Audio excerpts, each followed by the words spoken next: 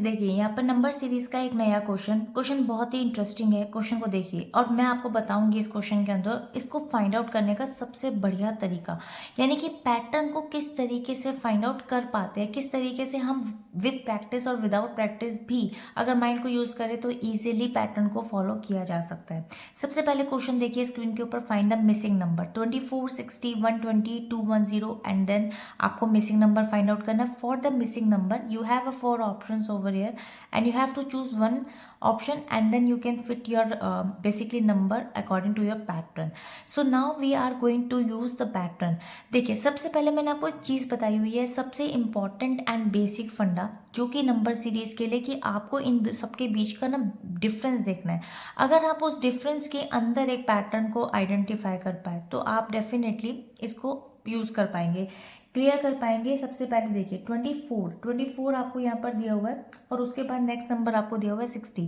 24 और 60 की अगर हम बात करें तो इनके बीच का डिफरेंस कितना है, इनके बीच का जो डिफरेंस जा रहा है वो जा रहा है 36 का, ठीक है। उसके बाद यहाँ पे एडिशन डाल देते ताकि पता रहे कि ये नंबर हमारा घट नहीं रहा है, बढ़ रहा है। 60 और 120 के बीच का जो डिफरेंस जा रहा है वो जा रहा है +60 का, बहुत ईजी है।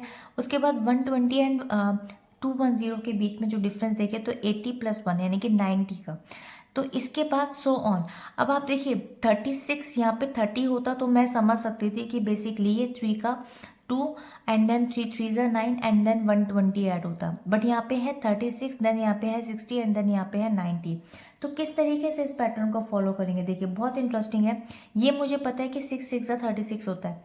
तो देखिए एक चीज़ हम ये कर सकते हैं कि 6 को हम मल्टीप्लाई करेंगे किससे, 6 में प्लस करेंगे 0, क्योंकि यहाँ पर एक्चुअली में 36 है।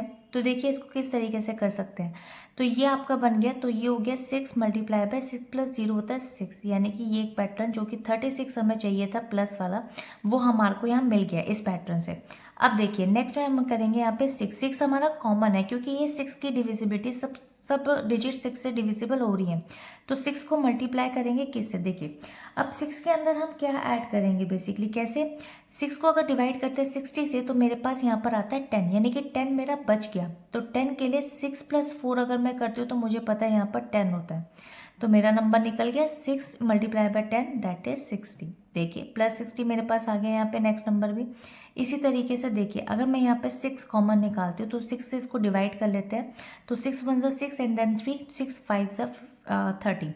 तो मेरे पास यहाँ पर आ रहा है 15। तो मैं 6 में क्या ऐड करूँ कि 15 आ जाए, तो 6 में 9 ऐड करने पर आई विल गेट 15। तो simple 6 multiply by 15 I will get basically 90।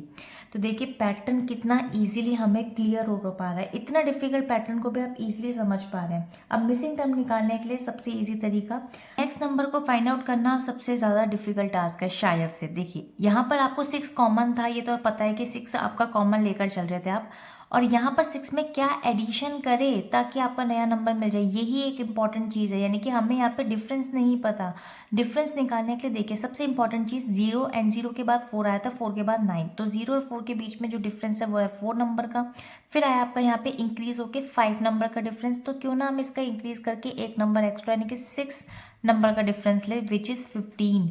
तो 15 अगर आपका यहाँ पर आता है तो सिंपल आप देख सकते हैं 6 मल्टीप्लाई बाय 6 + 15, 6 + 15 कितना हो गया आपका यहाँ पे 21। तो आप देख सकते हैं 6 1 ज़ा 6, 6 2 ज़ा 12, 126 नंबर।